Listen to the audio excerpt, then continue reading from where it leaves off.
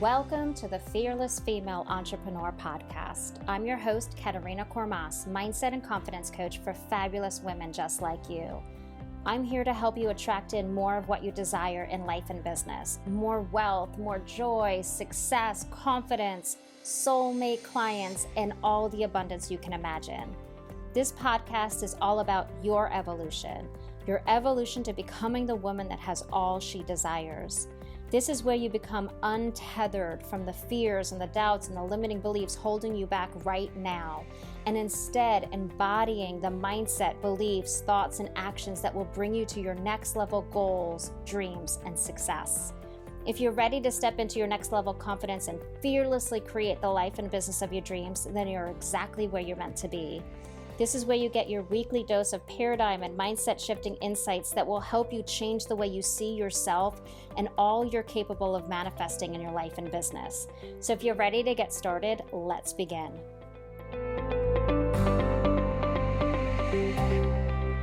Hello. Welcome back to the Fearless Female Entrepreneur Podcast. I'm your host, Katerina Kormas, mindset and confidence coach for fabulous female entrepreneurs. I am so excited to bring on my sweet, inspiring friend, Eva Laio. She is a spiritual mentor and meditation teacher who helps people connect deeply with their most spiritual selves. She is amazing at meditation and finding space for yourself and deeply connecting to yourself. I'm so honored. We met almost 2 years ago in a mastermind. And we have stayed connected through the 2 years through Voxer, ups and downs. It's been 2 years, actually. That's amazing. Good for us. Yeah. Good So welcome. Thank you. I'm so happy that we're making this happen. I feel very honored to be here. Yeah, me too. It's like a long time coming. We've been talking about it for like a year. And honestly, I feel like we have ongoing conversations going on in our Voxer group. And I feel like those could be podcasts too. Like we have a lot of good conversations going on in the background. We do. Yeah. And I think that's really cool because, we met through like a business mindset mastermind, and we've watched each other grow and go through the dualities of this is amazing, this sucks. This is amazing, this sucks. It's so true. And we've supported each other like throughout this whole time, and we've been like scattered across the globe too, which is amazing. Yeah, there are four of us. England, we're in Washington, I'm in Austin, and then Christina's Estonia. Macedonia. Yeah. So crazy. But welcome. So excited to have you. We chatted about all different topics that we could talk about today. We could probably talk about many. The one that kept coming up is boundaries. So we're going to chat about boundaries today, which I think we all can relate to, crossing our own boundaries, having other people cross our boundaries, not even knowing what our boundaries are, just feeling all the emotions around, I don't want to do this. I know you and I were talking in Voxer yesterday about me being in this, as you said, a cycle of like, I'm constantly crossing my boundaries, things I really, really, really want to do, but then I'm saying yes to everything else out of fear. If I don't do this, this will happen. If I don't say yes to this, this will happen. If I don't do this, I'm going to drop this ball and my whole world is going to implode. And so then it's just been this cycle of constantly filling my calendar, not creating that sacred space I need for myself and to go inward and to just meditate. I've lost time to meditate. I've lost time to journal. And I feel like, especially as we're getting into the holiday season, this is boundary crossing. Right. Yeah. This is when people go into like overdrive. Yeah. So I'm excited to jump into this topic. And first I'd love for you to share a little bit about who you are, how you got into meditation, how you got into your spiritual journey and all of that. Oh, well, let's see. I've been doing this specific work of working one-on-one with women for about 5 years now. Meditation is one of the modules that I help people with, but really my focus is around helping people experience spiritual awakening and breaking through consciousness.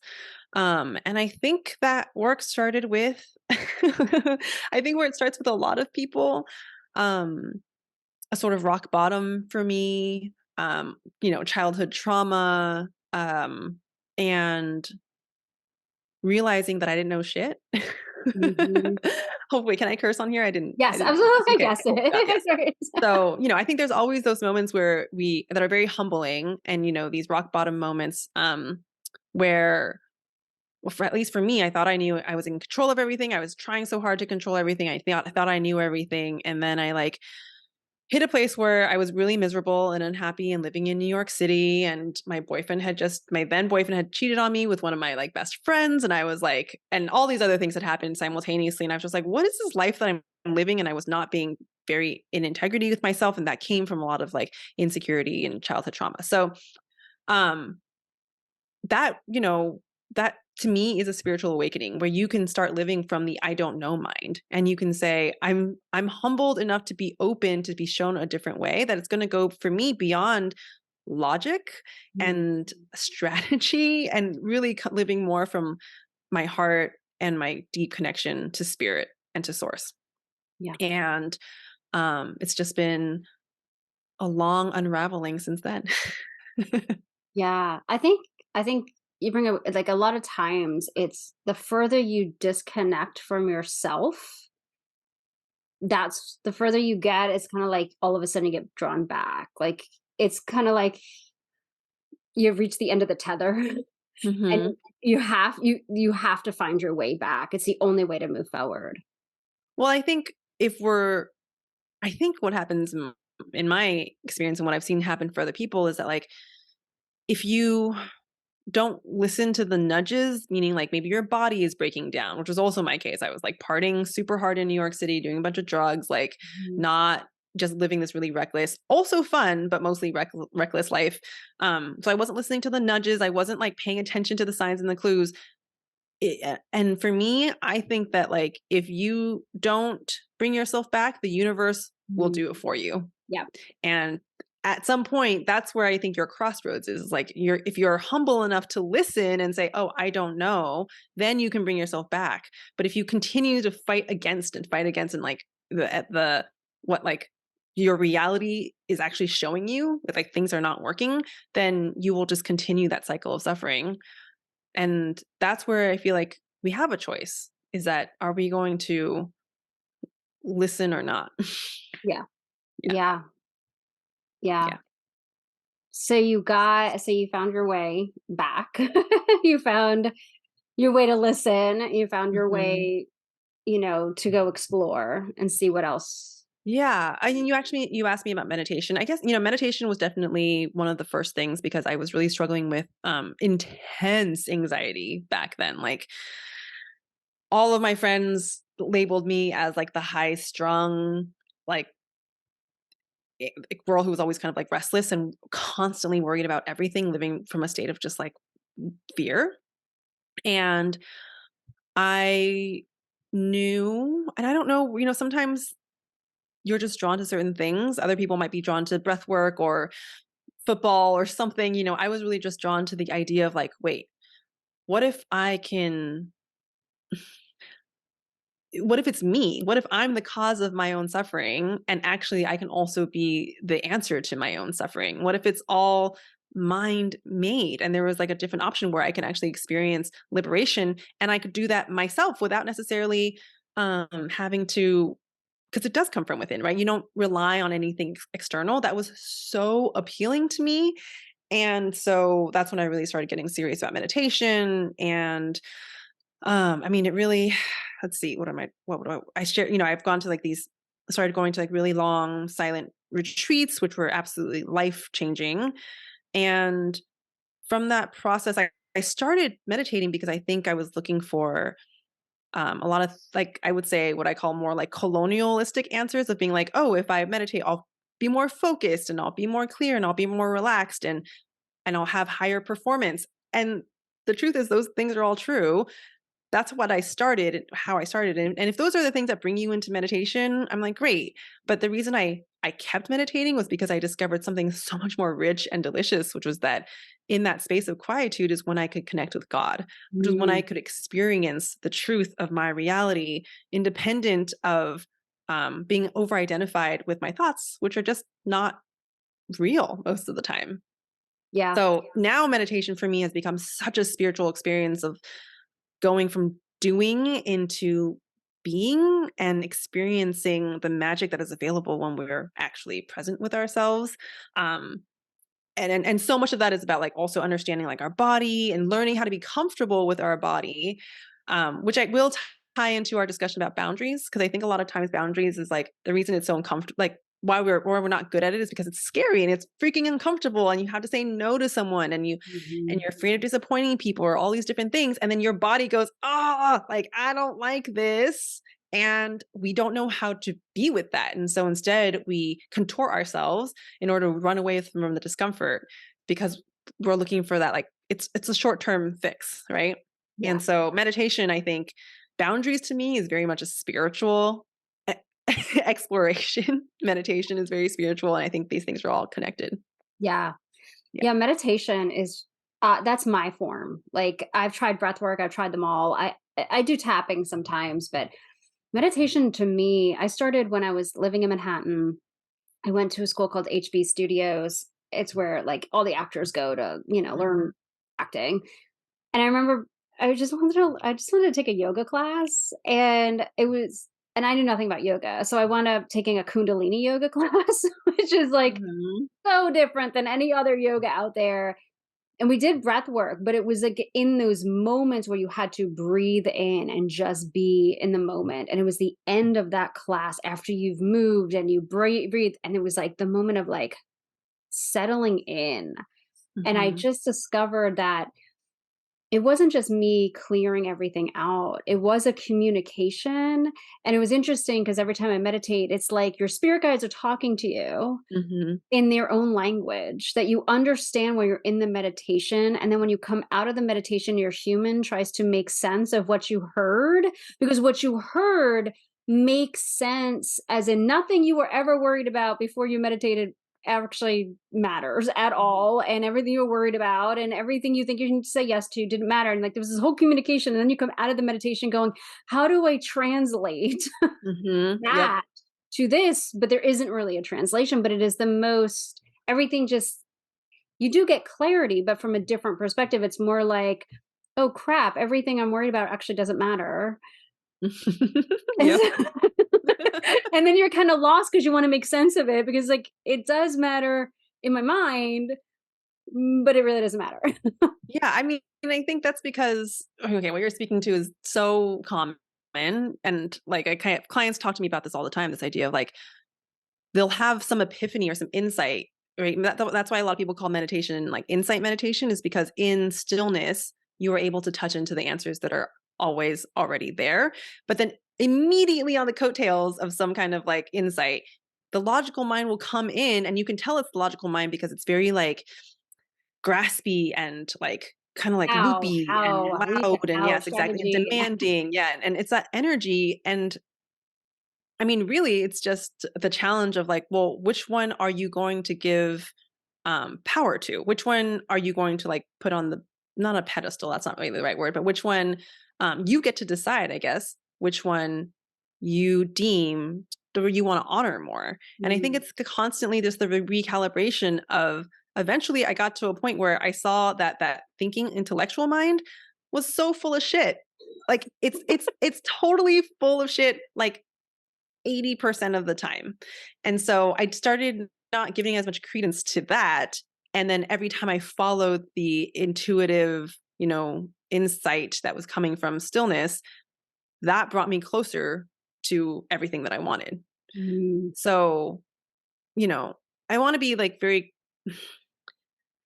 mindful, because like I am actually a very intellectual, like cerebral person. And so I don't want to make it sound like the mind is the bad guy, or that like we need to like you want it to be there. It can be helpful. You just want it to like not necessarily always be in the driver's seat. Yeah. So it's Yeah. finding that balance. I heard it explained recently, like the mind is there for like learning, like absorbing information and expressing. It's the intuition and the gut and the heart and soul that's meant to make the decisions. Mm, And yeah. I thought that was like a beautiful way of seeing it. Like we need the mind to interact with others, to speak, to take in information and learn and have Mhm, that evolution, right? That the experiences, but it's not. mhm. But this in here, the heart, the soul, the intuition, the connection, the communication with your Yeah, spirit. That's what's supposed to guide your next steps and what yeah, feels good for you. The feeling, this feels good for me. I want to yes. do this thing. I have this. My intuition says to go this direction. Right. And we have to, and I think this is like, we have to trust that. But I think we just live in the Western world where in the intellectual analytical mind is valued over, Yeah. intuitive wisdom. So I think I'm speaking mostly to a Western audience. Like, this may not be true in all cultures, but we just happen to be a little bit off kilter. So, like, it's just about bringing us back into center and also giving credence to that intellectual, that intuitive mind, which I Yeah. think we don't do in the Western world because we poo poo on it and we're like, oh, that's frivolous. There's a lot of stuff in colonial, capitalistic, patriarchal society that says, like, oh, that's silly. Yeah. And I think it's helpful to be able to see that is actually just, I think, a way in which people can take away our power. Yeah. And it goes to like, I think one step further than that, because we're so conditioned by that masculine energy, everything structured, everything we think we have to see it for it to like if we don't see our intuition, we don't have the logic, we can't put things on spreadsheets. If Yeah. it comes, it's unseen, if there's no logic behind it, Yeah. it doesn't count, right? It Hmm. doesn't, and I think that's great like transition into boundaries, because I think that's one of the biggest issues with boundaries is that it's a boundary between your intuition, your heart, soul, and your mind, and we're either crossing them, somebody else is crossing them, because we don't value what our heart is saying. Like, these are the things I desire to be doing in my life, these are the things that are important to me. But Hmm. between the outside world and our mind, we're like, but I have to do these things because I fear this, or this will Hmm. happen, or somebody will judge me. And all of a sudden, we're in this constant emotional struggle of resentment and frustration and fatigue and Hmm. overwhelm because we're not honoring the dividing line. Yeah. I think that's beautifully put. And in a way, it's really simple because just the way that you described it, to me, I'm like, how's that working out for us? Like, it's very apparent that it doesn't work. And it's literally insane. We are insane when we see this thing that isn't working and we keep doing it and keep doing it over and over, thinking that something's going to change. And I think when I say it's insane, I mean that in like, it's actually really helpful when we see that humanity is insane Yeah. because we are just not like, we're slowly, I think, awakening and seeing that like that's just doesn't make any sense anymore. But there have been many times where I know I just think about this all the time about how like, oh, yeah, I don't know. I think there's something liberating about noticing that we are actually insane and Yeah. like these things are not working. And we've done it for hundreds and thousands of years. Like we Well, I mean, yes and no. it's I think, been built up, I guess, over thousands, hundreds and thousands of years. yeah, it's been built up. I would actually argue that I think back in the day, I'm talking like, you know, uh, I think this is a lot having to do with like the Industrial Revolution. I think um, indigenous cultures definitely did not live this way. Indigenous cultures were very about living with the land and living with the seasons and living in secular, yeah, with like the natural cyclical Cyclic cyclical? cyclical, yes, thank you, cyclical nature of reality. And I think they would come and if they could see us now, they would be like, wow, what the fuck happened? What are you doing over there? Yeah, exactly. I think we've lost a lot of that How's that going wisdom. for you? Yeah. Yeah, we Mhm. lost a lot. I think you're right. I think a lot of cultures were a lot more spiritual and like more in flow.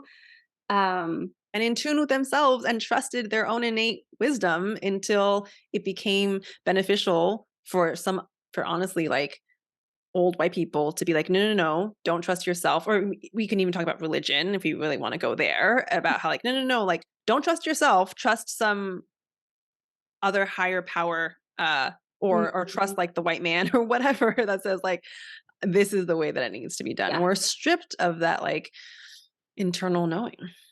because we're powerful beings. I think that's what's scary is that we are, and I've learned this, I too had hit rock bottom, went into my own spiritual journey, not the religious journey, the spiritual journey.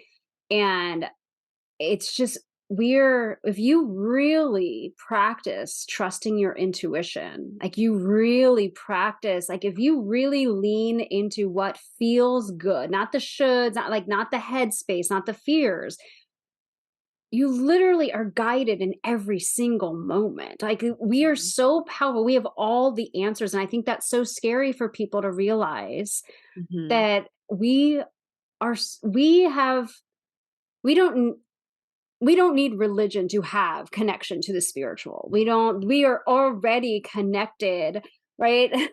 We already Mhm. have the phone line Yeah. to the universe. We are already universe energy. We're all can like it there is no divide. We give our power away that we need a church or we need a pastor, we need somebody to connect us. We need a Yeah. middleman. Yeah. But in and we all have our own connection, our own understanding, our own way of hearing.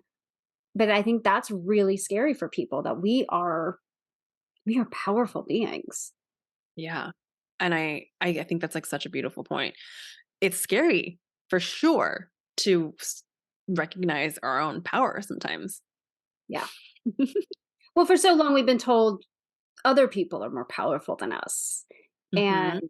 we've been suppressed, in all honesty, our power's been suppressed.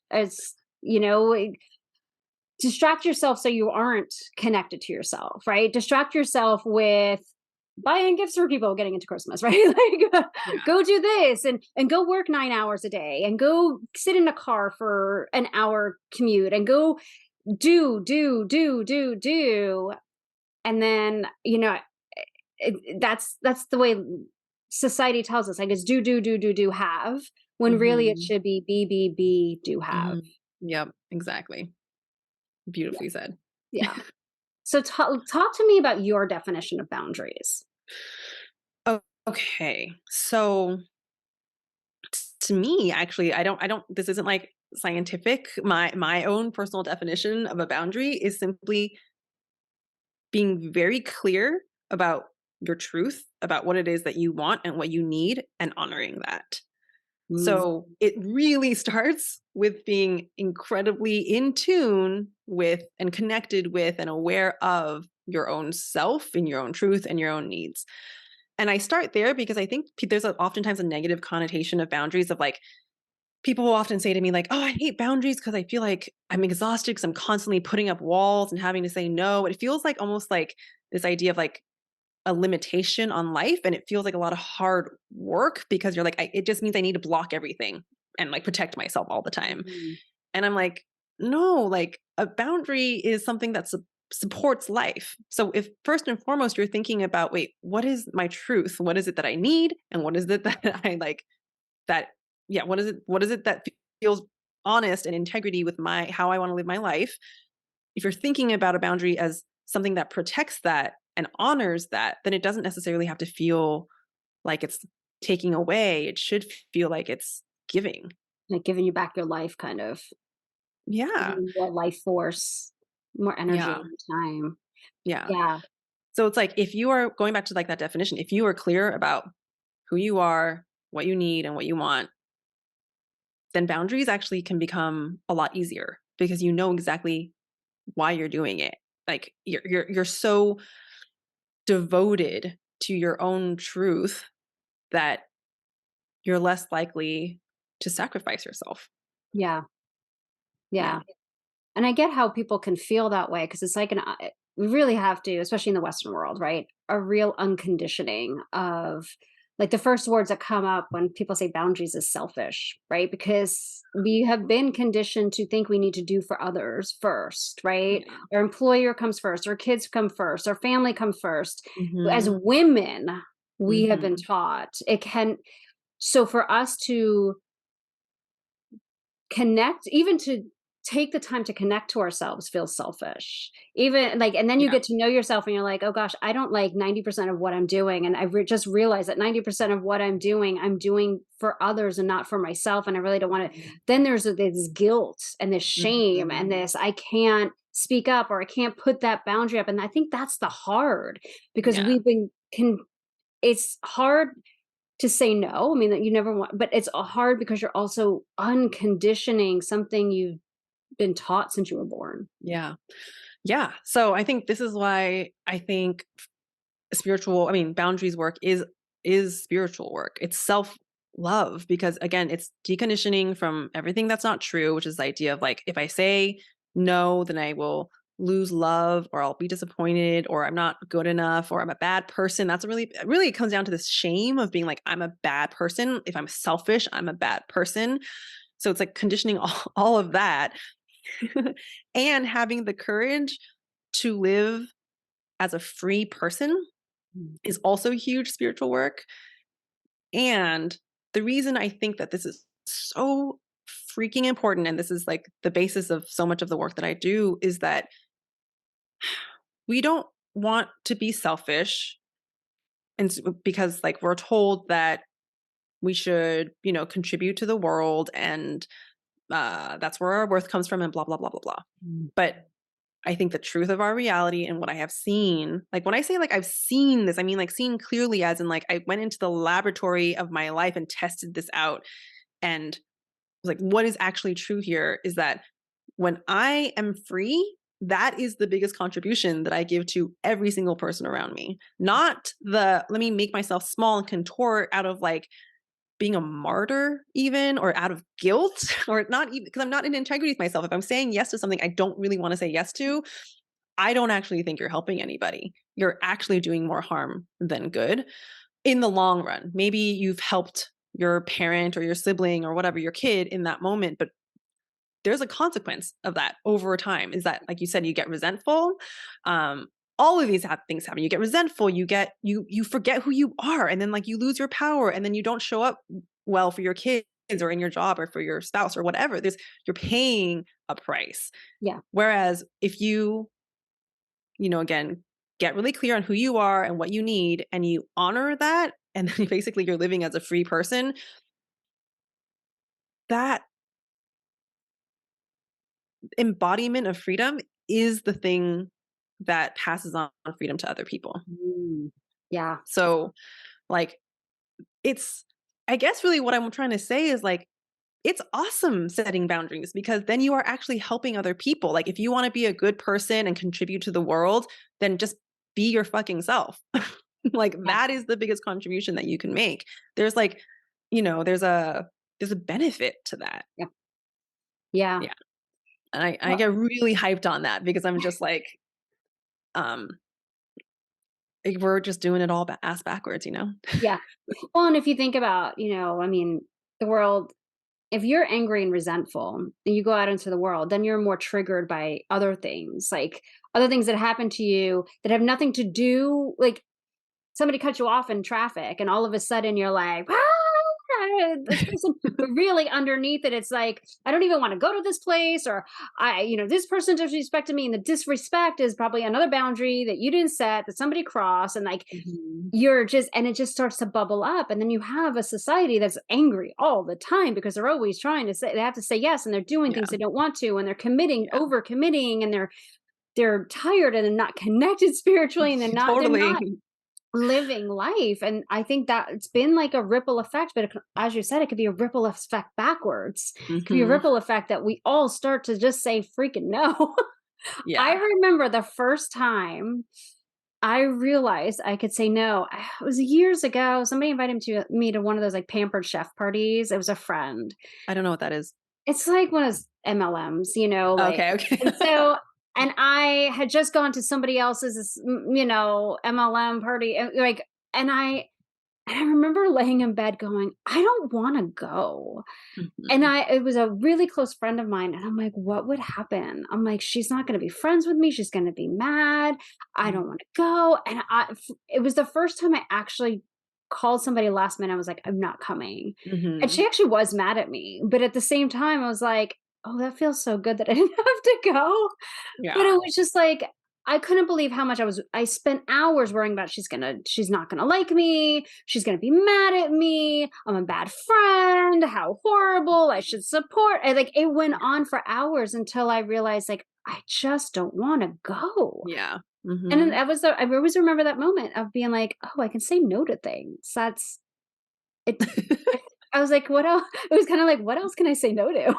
Yeah. What It's else can I live? incredibly liberating, I think, and also, there's this motto, that my friend Kylie I also run a podcast called Hello Universe with my dear friend Kylie, and so we talk about this all the time, but, this motto that she throws around is like, "What's good for me is what's good for everyone else." And I really wanna urge people who are listening to this episode to really take that and practice that in your own life, and again, just experiment. So, when I say what's good for me is good for everyone else, what I mean by that is what's if it's really true, like a true truth of mine, not necessarily like whatever your truth might be, and if you're honoring that. Even if that means, for example, okay, I'll speak for my own personal life. Like, so if I'm breaking up with my partner, I just recently broke up with my partner, and on the outset, that could seem like maybe that's not true, like maybe I'm breaking up with him and that's not good for him, but the truth is, and maybe he's like sad, which he wasn't, by the way. It was very amicable, and we're still really friends, but let's just say hypothetically I break up with someone who is maybe toxic and like is really upset and is like, I need you, or no, no, no, how could you do this to me, or maybe they like fall apart or whatever. You staying in that relationship long term out of some obligation, even though you're miserable and it's not really like your truth, is an insult to that person that you're with, even if they're complaining about how they're completely lost without you. Like, it may not be good initially for them, but in the long run, it's going to be good for them because they don't need to be with someone who's there just to coddle them anyway and who's going Yeah. to, so like that's just like one example of it. And there's so many ways the reason I think I feel really passionate about boundaries is because um, I've gotten to a place where, I mean, I'm sure I'm going to say this and it's going to rear its ugly head again, but like in my daily life, boundaries are not that big of an issue where I can say no if I don't want to go to an event or if I don't blah, blah, blah. That's not as big. For a lot of listeners, I think this is true. It's like boundaries are actually harder when the stakes are really fucking high, like really high. Like my experience is dealing with my mother who was an addict, and having to say no to an addict, and then you're afraid that by saying no to them they're going to harm themselves or they might actually like risk their lives. Like, that's really, really high stakes. Or like a parent who has to say no to a child who is an addict and they end up like living on the street. And that's just, it's like, in AA and all this stuff, like this is a really common thing that people talk about. That's when it feels so high stakes and you're just like, you're caught in a really difficult situation. And so, but still, like, that's, I think AA is a perfect example. You can't, what's the word? Maybe you might know, I'm forgetting it right now, where your behavior is actually just Enabling them, prolonging, prolonging the enabling. Yes, exactly. You're just enabling them. And, uh, as I've seen in my own life, that's not good for anyone either. It just prolongs like the issue. So I think this idea of like going into your life and, and practicing like, what if what's good for me is actually good for someone else? What if by saying no, it's actually good for the person I'm saying no to? And just try it on. yeah. It's, um, I don't know. I think it can be a really beautiful way to open up life. Yeah. Yeah. Yeah. And just the small shifts, when you say no and you feel better, right? You're not going to hold, like, we forget that everything leads to something else. And like, I think, especially for those of us who, who get caught up in always crossing our own boundaries or having somebody else cross our boundaries and always kind of being resentful, and you, as you said, well, before this, like you get into a cycle of it. It becomes this pattern, but you don't realize that, one, if you would have said no, it could have opened up so many other things for you along the way, that now you're in this pattern of constantly saying yes to everything you don't want to do. You're missing opportunities and space to create, or to see other things you could be doing, or having more passion, or having more time to do, like Yeah. for business people, women in business, like, but you saying no, like, I think there's like somebody said it, I don't remember, is it Warren Buffett? Somebody said, some famous entrepreneur, right? It said he entrepreneurs say no most of the time, because Yeah. they have to have space to do the things they desire to do and create what they Mm, desire to create. If they're saying yes to everything, I think it was Sarah Blakely who said when she first started Spanx, she said no to every invitation. She missed all birthdays, mm, events, everything to grow her business. And that was like, but that was her joy. Like, she wanted to do that and yeah. she needed the space to do it. But I think the other thing besides missing the opportunities is that all that emotion stays in us, right? So the resentment builds up, and the shame and the guilt and all that stuff. And like, we just push it down. And then we either become these walking zombies of like anger, frustration, and overwhelm, which Mhm. isn't good for your friends, your family, anybody else who you're going to eventually lash out at. Yeah. Yeah. Um, but it's going to come to the surface, and then you're not living a joyful life, which means that you're not actually living life. You're not actually being, you're not in your life, you're in everybody else's life. Yeah. And You're living half a life. Like, it's actually yeah, no way to live. Like, if you do it, I mean, yeah, there's something to be said about making compromise when you need to, but we're talking about like if you're consistently sacrificing yourself over and over again, there's a lot of suffering in that. Like, yeah, it's and I think a lot of people do live that way, and it's not really any way to live. no. And then you're missing, and then you're constantly resentful, you're constantly depressed or feel defeated, and you kind of get stuck in it when you don't see the way out anymore. Yeah. And then, So but I think yeah. you said something really important. It's like you have to practice it. Like, Yeah. if it seems so hard to set boundaries, it literally takes you saying no once. It's literally you saying, this is the one thing I want to do today, Mhm.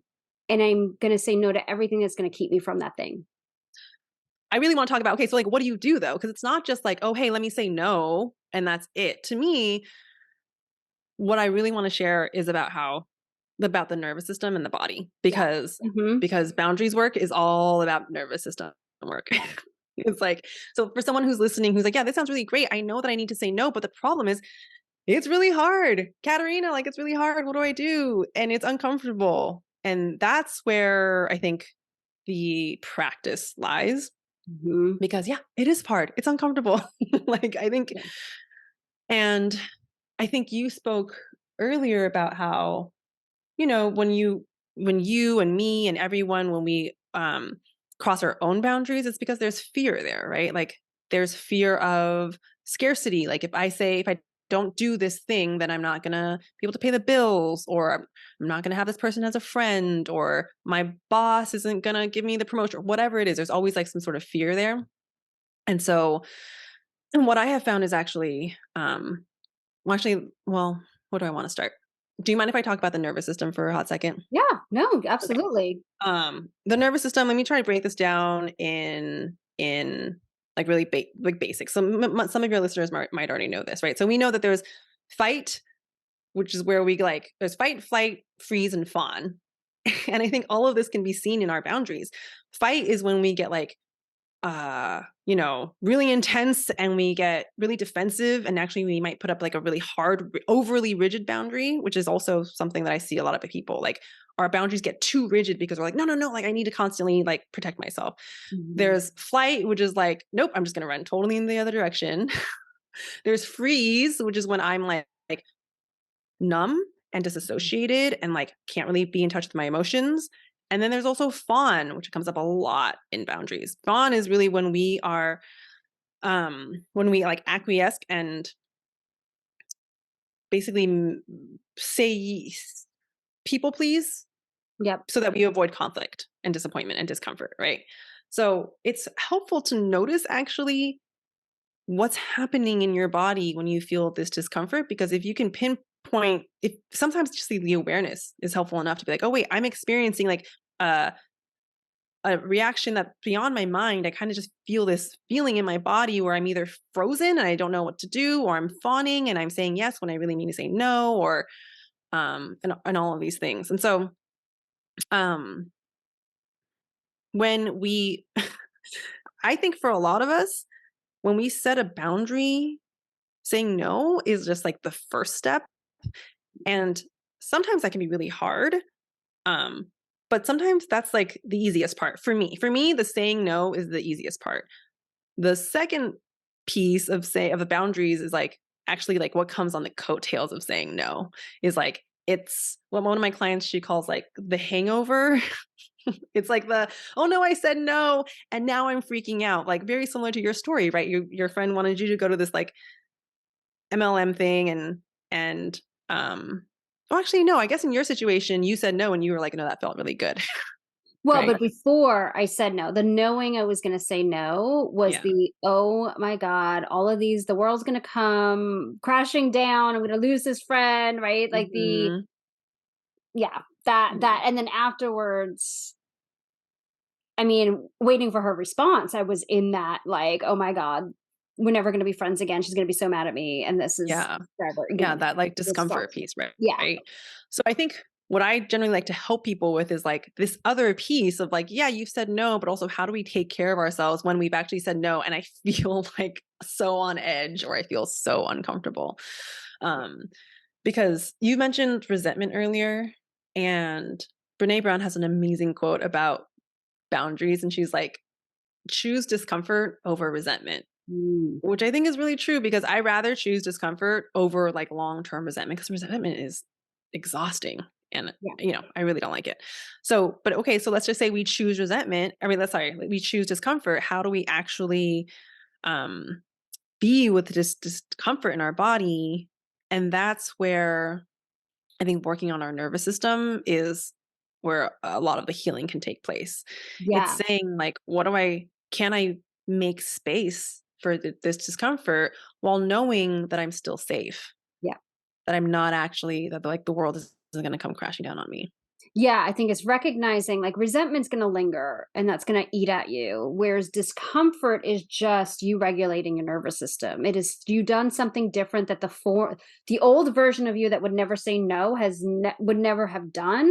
And now you're Mhm. becoming the person that's taking a little bit more power back and it doesn't feel good, but it's only a temporary feeling Mhm. because you Yeah. can regulate yourself out of it, but you have to do it in order to get you it's like you have to start the discomfort. Hmm. If you don't Yes. like, you could stay in the resentment and the never Hmm. knowing, but resentment is never gonna go away, where discomfort's gonna go away as you become more comfortable, you become the person that can say no and set the boundary. Yeah, exactly. And for me, and I'd be actually curious to know for you too, like what's helpful for you.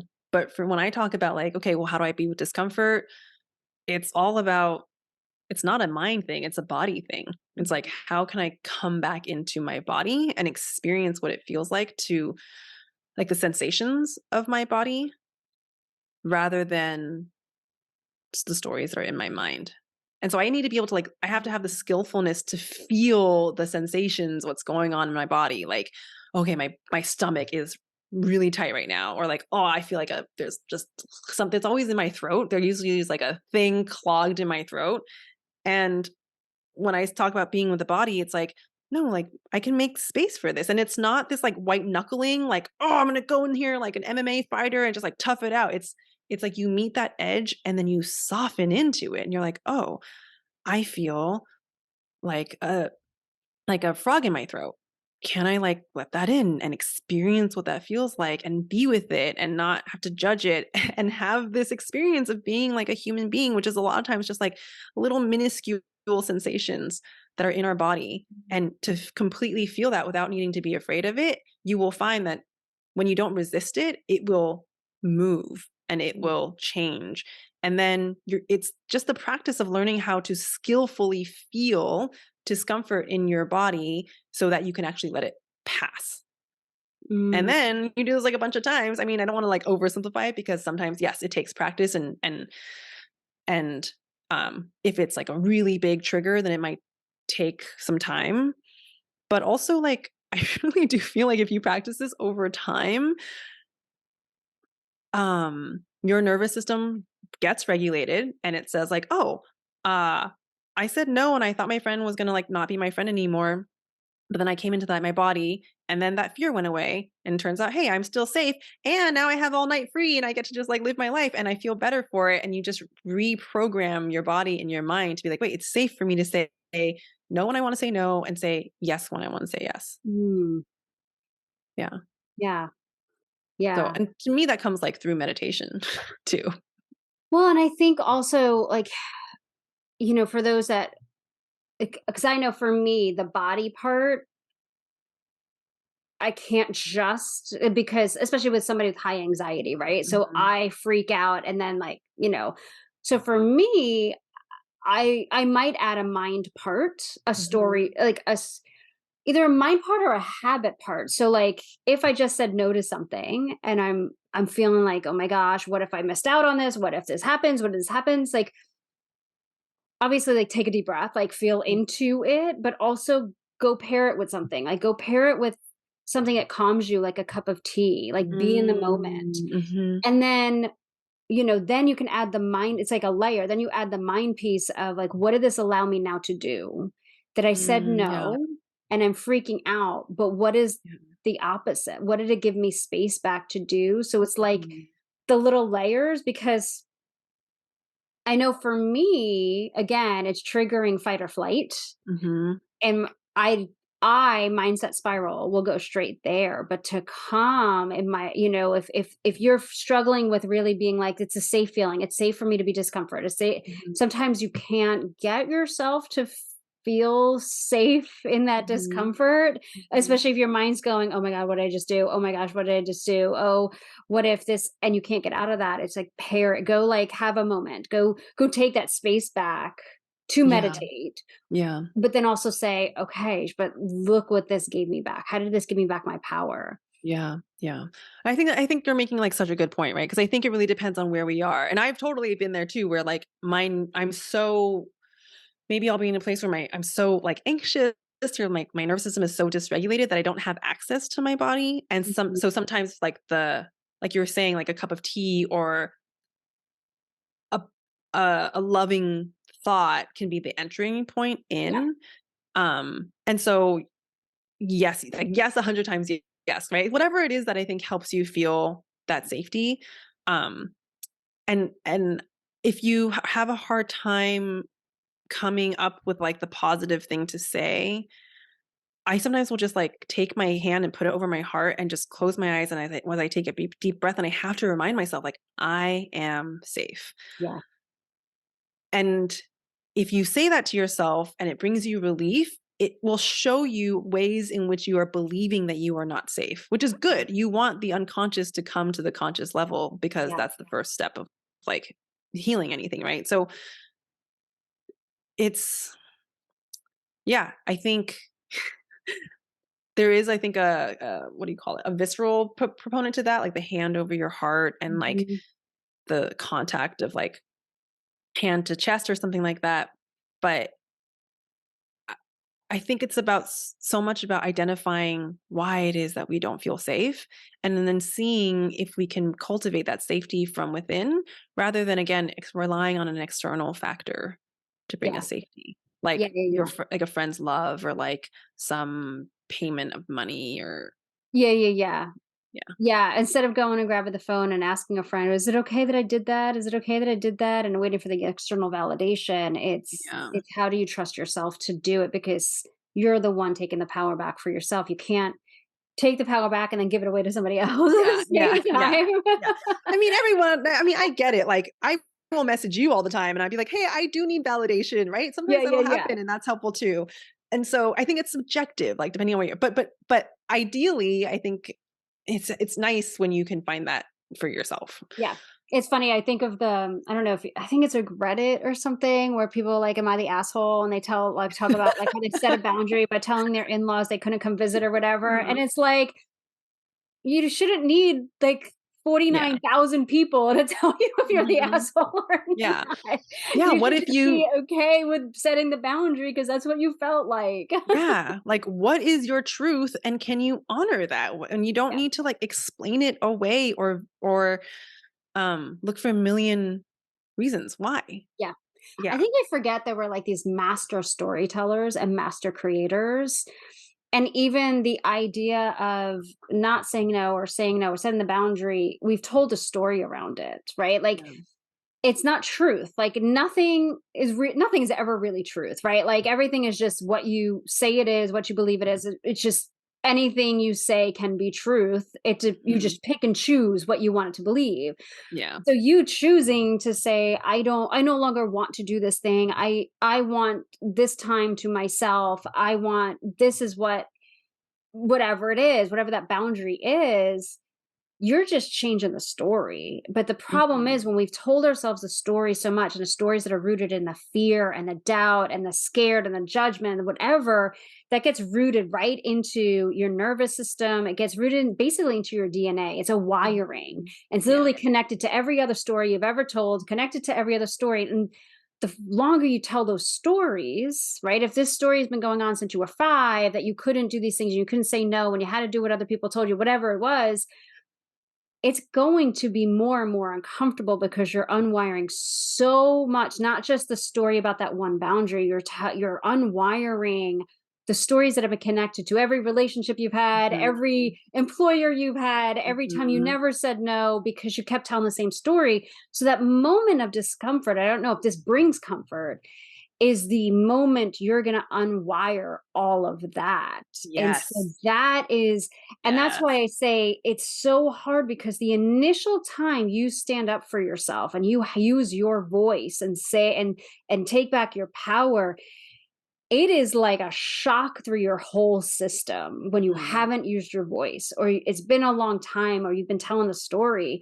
Yeah. It feels like you have no safety net again because it's all rooted in there. Yeah. And so it's literally you not only taking back the power in that moment of the boundary, you're taking back the power of you being the storyteller. And it's a new Yeah. story you're telling, which means Mhm. that you're identifying yourself as somebody different.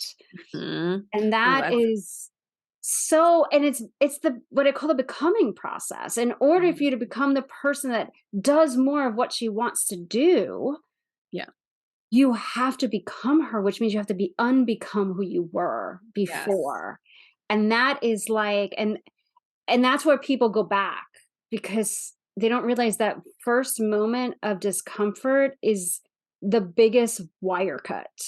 Yeah. And then every time you do it moving forward, it's just unraveling it and rooting a new belief in that you are the person. It's like like you're in an old operating system and it's time for an upgrade, but the upgrade is now going to take 45 years. Like and you're like, okay, I'll update my computer, and it's like this will take 10 hours because you Yeah. haven't done it in 5 years. Yes. Yeah. Exactly. I mean, Katarina, what you just said I thought was so beautiful because I think what you're speaking to is like, yeah, so you're letting an old version of you die. All of this stuff, I think. Sorry, so this is what I want to get into, which I think is also really juicy. I think what you're speaking to is like the energetics of what's happening, because to me, it's bigger than just like what's on the surface. I think what you pointed to was like it's the death of what you used to do or who you were, and then a rebirth of something else. There's like, I really believe that when you start to do like the physical body work and you're with the sensations and you're like, I'm with discomfort. Discomfort feels crappy, but it's not bad. Like, I don't think discomfort, I don't have a label or an association of discomfort is like there's good and there's bad. And it's not bad, especially if you can like show up to that moment of discomfort and kind of like let it be there. I really believe that like on a molecular level, you are resetting the atoms in your body. You're making new neural pathways in your brain, and energetically, you're just like resetting everything. Like essentially, you get to a moment of discomfort and you're at a crossroads. Mhm. And if you you have not, that's their point of awakening right there. Yeah. Like that is your portal, I think, into either liberation or going back to how things were. And It's it's just like a okay. warning signal that something's different. That's all it Yeah. is. Something's Yeah. different and a decision has to be made in this moment. Something's different and you get to choose in that moment. Yes. So I actually really like that moment. When I now when I get to those moments, maybe because I've had enough experience, and I think this happens with a lot of people, like, oh, you build up your capacity, right? Or you see what's actually true. It's like, oh, I can go to this moment of discomfort and see that it's actually not bad. I look forward to them because that literally is the portal for change, depending on how I respond. And there will still be times where I'm like, we'll hit this moment of discomfort and I'll be like, nah, I'm tired. I'm just going to go back to the way things were. And that's fine too. I don't want to you're ready when you're ready. It takes the Yep. time that it takes. Like, I think we have to have Yes. compassion with ourselves rather than being like, oh, I need to be a spiritual being and I need to get it all done right now. Like, it's so easy for us to get into those stories, which then cause shame because we're judging ourselves for Yes. needing to be different. And then that just keeps us in a loop. So, it's like, I also just want to offer a little bit of Yeah, I think that's a great point, especially like life is complicated. Our lives are complicated, and it's not always the greatest time. It's not always the greatest time to set a boundary mhm, because if you're going through so much and then you decide like I need more space, it's probably the hardest time to create the space yeah, because life is crazy. So life's chaotic, whatever's happening in personal life, your business, your career, just family stuff. Like sometimes you try it and it doesn't feel good. Sometimes you just freaking need the safety. Sometimes yes, you just and this is where the I think you said it, no judgment zone. You mhm, do it in your time. You try it. It didn't feel good. You're not ready now, but you could do it because you tried it. yeah, You tried it. It really shook you up. You couldn't handle the nervous system, the change. You mhm, went back to your old ways. It might be uncomfortable. It's like the devil for the mhm, moment. yeah, But what we don't realize is when we try something, even if we don't move forward with it, we gained an ounce of strength. We've yeah, gained an ounce of knowledge. We gained an ounce of like, okay, I could do it. I didn't like the way it felt, yeah. I but mean, there because might be at another least then, opportunity. yeah, because at least then it's a conscious choice. So you're a free being rather than rather than having it become compulsive and unconscious. And so anytime we can choose, that's fine because at least we're like in awareness and in our own power. And then that makes it easier for the next time too. So yeah, I just think it's so funny because I think people in spiritual work can oftentimes get so caught up in um it's like perfectionism comes through the back door. So like I mentioned right now that I'm going through a breakup. It would be insane of me, and I think I would have done this before in the past if I was like, okay, well, now this is the time where I need to get really hard on myself and expect myself to work to a certain level or do all these things because Mhm. personal development says I should do them when I just don't. That's not it's subjective because for where I am right Yeah. now, that's not realistic. And so I think it's like Yeah, a know thyself. there's no failing in the personal development expansion world. Like there's no fail. Like I think that's a really good point as we're growing and evolving that there's no Yeah.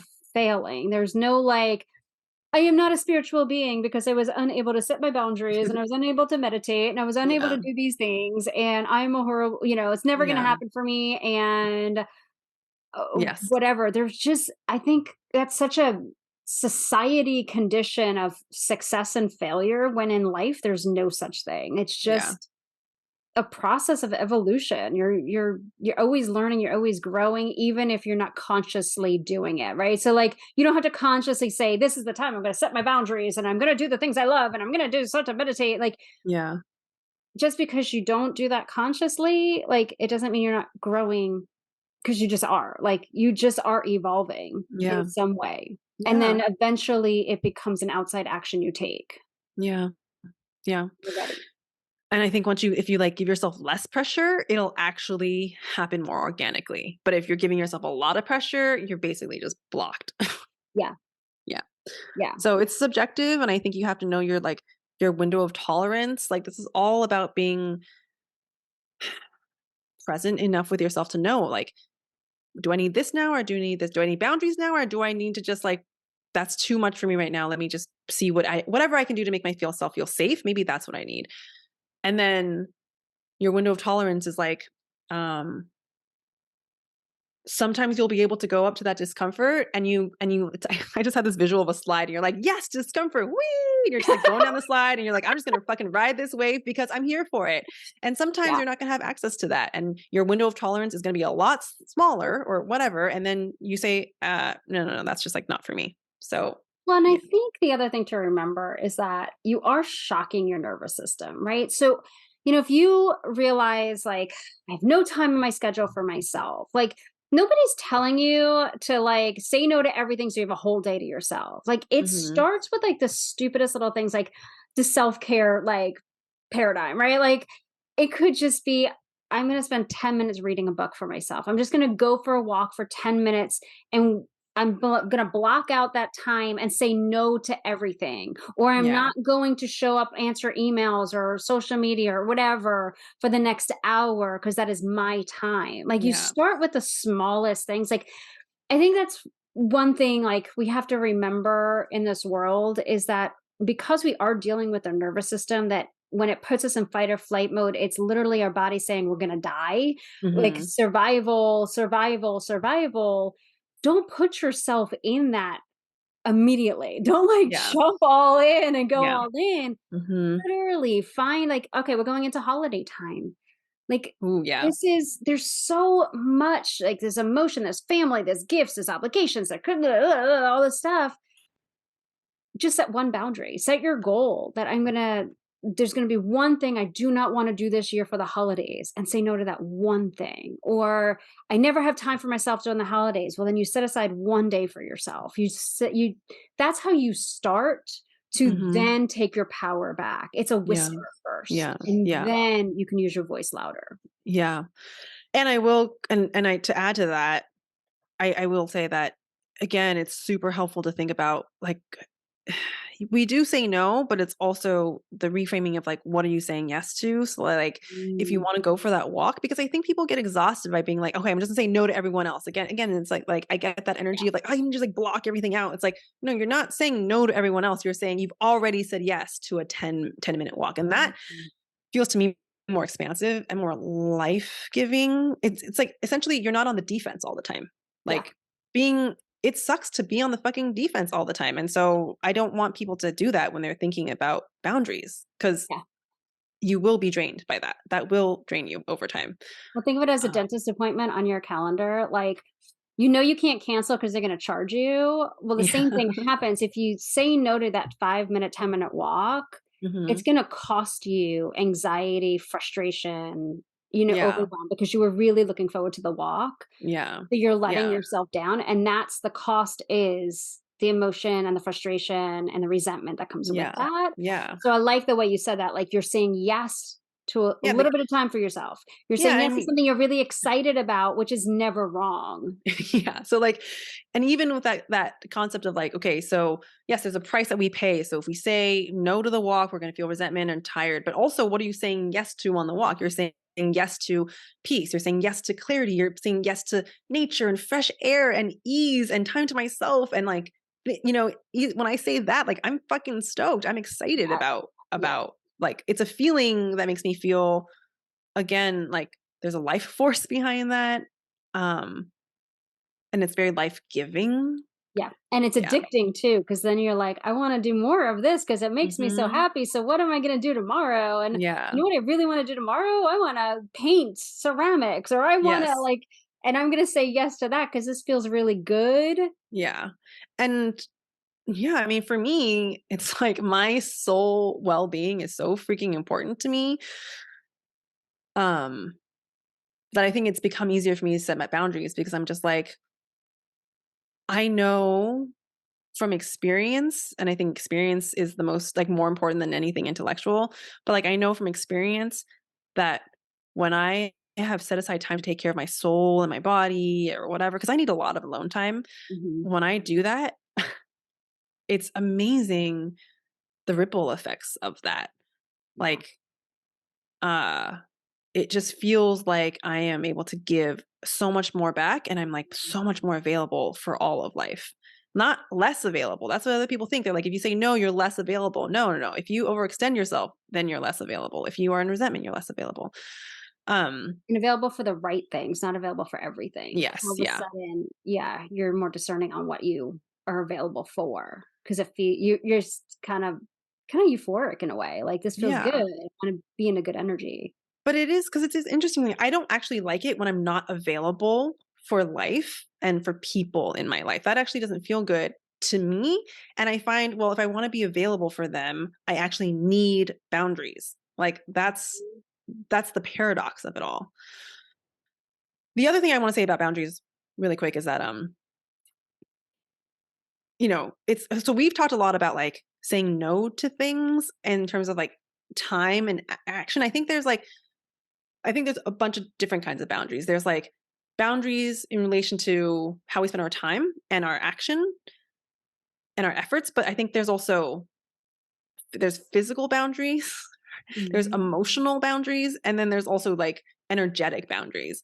And this is something that I see a lot with people who are like empaths, who are like Mhm. myself.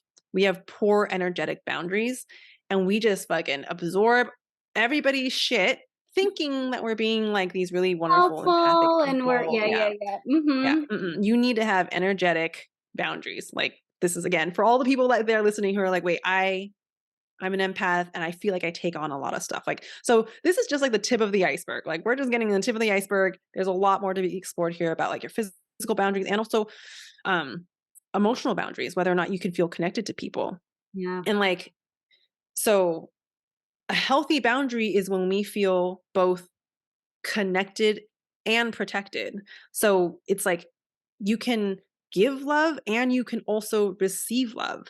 And I think something that I see a lot with people is that we overcompensate because we're burned out. So we're like, oh, I don't have any boundaries. So then you overcompensate by setting really rigid boundaries. So there's Mhm. such a thing as having a porous boundary, which I feel like we just talked a lot about, is saying yes when you mean no or blah, blah, blah. But rigid boundaries is equally as big of an issue that I've seen with like my clients and just in the world is that you're so set on protecting yourself, probably because you had rigid boundaries, that you can't went the other way. And now it's becoming counterproductive and you're blocking out people and connection and love and Mhm. or your output is blocked and you're not allowing yourself to be vulnerable. You're not allowing yourself to be seen. Um, so I just want a little PSA for watching out for rigid boundaries too. And in reality, I think we actually oftentimes a lot of us will sort of Vacillate between the vacillate between 2. one Yeah, or the other. So it's yeah. just look out for that because that's just another sort of tricky trapdoor that I think a great question to ask is, what am I available for?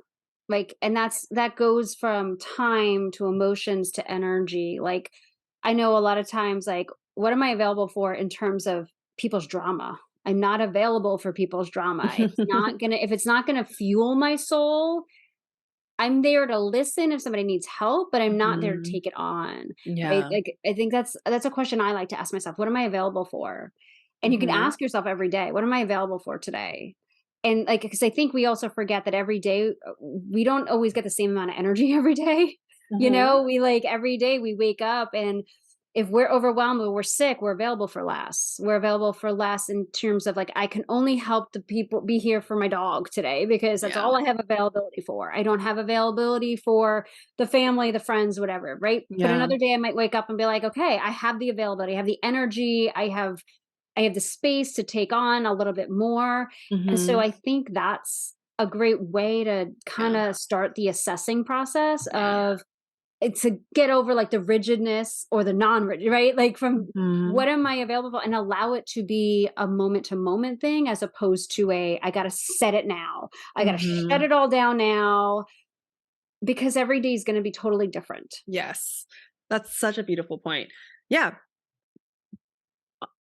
working organically with reality, I think, is like kind of the language that I like to use, meaning it's a moment by moment process. It's not like, and I think that takes a certain amount of skillfulness to be Mm. attuned to yourself. And all of that can be learned. So And again, meditation is really helpful for that. Yeah. What a great conversation. I love it. Yeah, I think we went everywhere fun. with this conversation. That's usually how most of my conversations go. So kind of par for the course. But I think I mean, I know this is one I'll listen to again, because I lose boundaries. That's one of my weaknesses.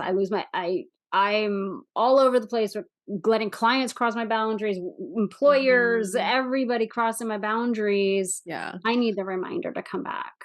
Yeah. I mean, you and I both, girl, like and even if for me, like I was saying, I don't know if I for me, okay, I'll say this for me and also for listeners, even if you're like not struggling with boundaries on the day to day, it'll fucking sidetrack you one day where again, something high stakes happens and then you're really going to have an initiation with your boundaries. Like something crazy is going to happen at work, or something with your parent is going to happen. Something with your child is going to happen. Something with I don't know, addiction is going to come into you, like whatever, all of these things. And then this conversation will be applicable then too. Like, cause we're always, I don't know, I don't want to say we're always challenged. That's not necessarily true. But it will just organically pop up from time to time in life. Yeah. Yeah. Yeah. Especially in business, especially as an entrepreneur. Boundaries Oh my God. we can have We haven't even talked about that yet. That's like that's a can of worms right there. That would be oh my God, future episode. We were going to do one all on the boundaries of an entrepreneur, because that is like a whole new initiation to boundaries. Like that is something I don't think any of us as entrepreneurs were aware of that we needed when we jumped in. Yeah, for sure. Yeah. That's for next time. Next time. Part 2. Well, thank you. Thank you so much. Where can everybody follow you? Tell us about your podcast. Well, first, I just want to say thank you for having me and for facilitating a really beautiful conversation. I think just sharing a piece of yourself and all the beautiful points that you made. Where can people find me? So there's the Hello Universe podcast. I run that with my dear friend Kylie. That is probably one of our most intimate shares. I'm also offering, there's also my meditation programs. You can also find me on Instagram at I am Eva Laio. And lastly, I'm promoting a new program that's going to come out. I don't know when it's going to come out. I keep saying it's going to come out soon, and then it ends up taking a lot longer, but it is all about healing our relationship with productivity, which I think kind of touches on what we've talked about today too, this constant doing, and instead learning like the toxicity of that, and how oftentimes that's a nervous system thing and there's hypervigilance there. So we talk a lot about coming into the body and learning how to feel safe. Yeah. So that there's a wait list for that to get some early bird specials. So if you're interested, you can just sign up for that. Awesome. And I'll put the links in the podcast description as well. Awesome. Thank you so much. Yeah. Well, thank you. Thank you. Oh, Katarina, this was great. Finally, you were on. I'm so excited. Yeah. And thank you all for joining us, and we'll see you next time. Bye. Bye. Hi there! If you're ready to be the woman that has all she desires, if you want to become untethered to the fears and limiting beliefs holding you back from taking action and showing up in your business, if you find yourself caught in a spiral of negative thoughts taking up valuable time and energy, thoughts such as, I'm not good enough, my family won't approve, what if no one buys, I'm not worthy enough, what if I raise my prices and no one joins my programs, I don't know enough, what if I fail, maybe success isn't meant for me, or any other limiting belief or fear, then Breakthrough is perfect for you. Breakthrough is a 2-week one-on-one coaching experience with me, where we dive into identifying and working through all that is keeping you from your next level breakthrough in your business. This is where we rewire your thoughts so you embody the beliefs, the thoughts, and the actions that'll bring you to your next level success and dream. Breakthrough includes one 90-minute call with me, plus 2 weeks of Voxer app coaching, where you have access to me each day during the 2 weeks for coaching and support. So if you're ready for your next level breakthrough, click the link in the podcast description and let's get started.